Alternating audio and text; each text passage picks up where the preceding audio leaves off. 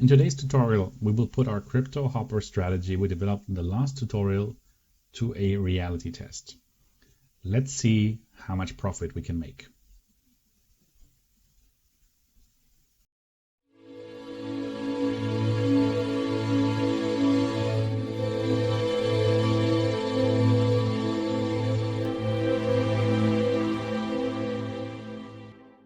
Before we get started, know that this is part of a series of tutorials.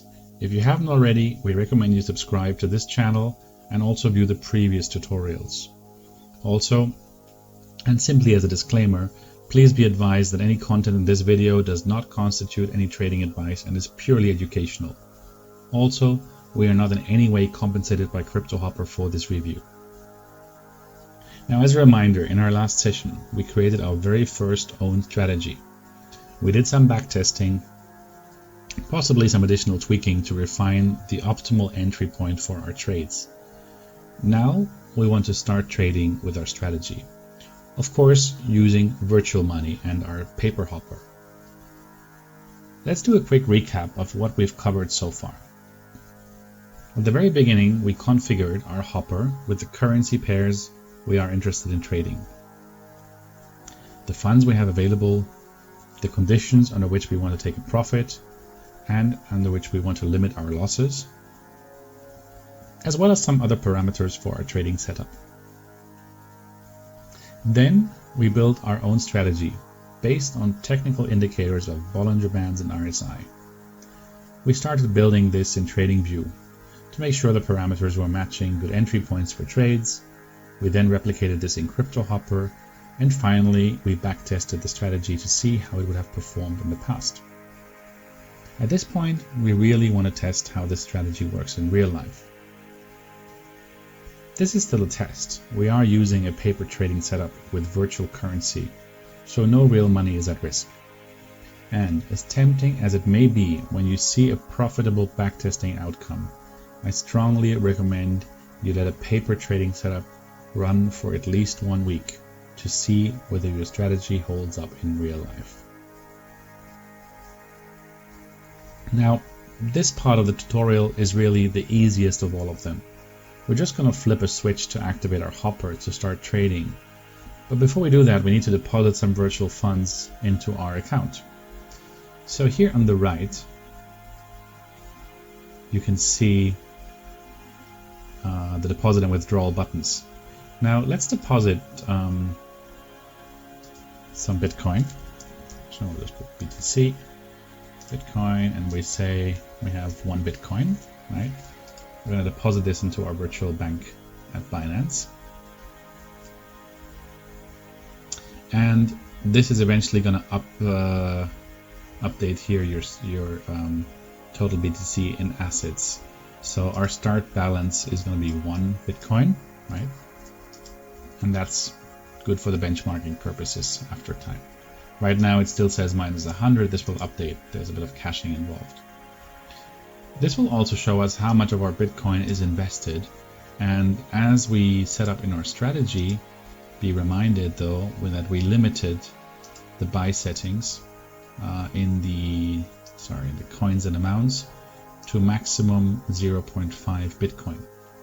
So at any given point in time, we should not see more than 0.5 Bitcoin invested. We've put in 1 Bitcoin, so half a Bitcoin should always be there untouched. The returns are simply the percentage gain or loss over the initial capital of 1 Bitcoin. It is not a daily return, it is the cumulative return over time.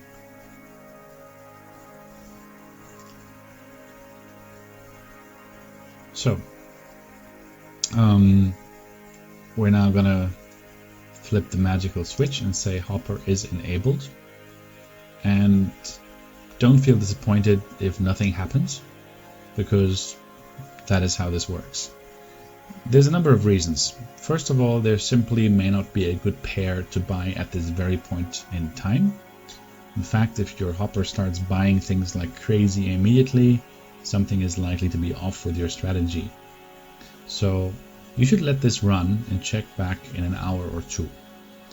Once you see open orders starting to populate up here, you know the strategy is active and working. An important thing is to let this hopper run without touching any parameters for at least 2 days. Alright. Then look at the stats on the left here to assess whether the strategy is buying and selling to your satisfaction. Stay on the lookout for positions that have been open for over 2 days. This may indicate that your strategy is too restrictive or some other reason why you're not able to generate a quick profit. This obviously depends on your personal preference on how to use the system. As a word of advice though, don't care about the global statistics in the stats section, which you will see here. This is about you and yourself only. Don't feel compelled you have to compete against global stats. Have a look at them so you understand what they mean, especially if you don't have any stats of your own yet, but really don't try and compete. That's not the whole point here. Interesting is to look at some of the profits once you have your own stats, the coins most traded, the average holding time, as I said earlier. Ideally nice and short, few hours to lock in those 2.5% we set up.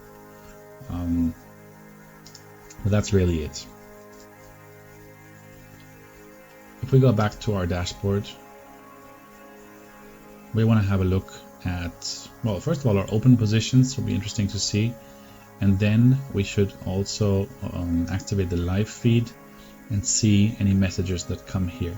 This is really indicative of what's going on with your hopper. It will show you when he finds a pair to buy, when there's an issue, for example, you have already opened all the positions you can, but there's still more signals coming in and you simply cannot satisfy those signals because you've hit the limit of, say, 10 open positions.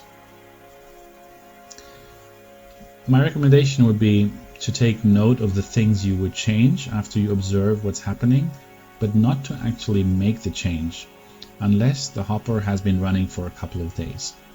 Otherwise, it will be very difficult to attribute cause and effect to the changes that you have made.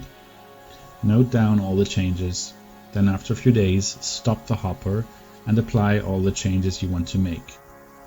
What I like to do is I like to use the panic button to close all my open trades at once, as this will also allow me to see in my trade history when I made changes to the strategy and how that affected the overall performance. When you make changes to your strategy, another option is to reset your balance to the full amount, to, I don't know, one Bitcoin, whatever it is, and basically start from scratch with the benchmarking. Please, in the meantime, use the comment section to let us know how things work out for you. And again, if you like this video, please give us a thumbs up. And if you haven't already, please subscribe to our channel so you don't miss any new tutorials. Thank you.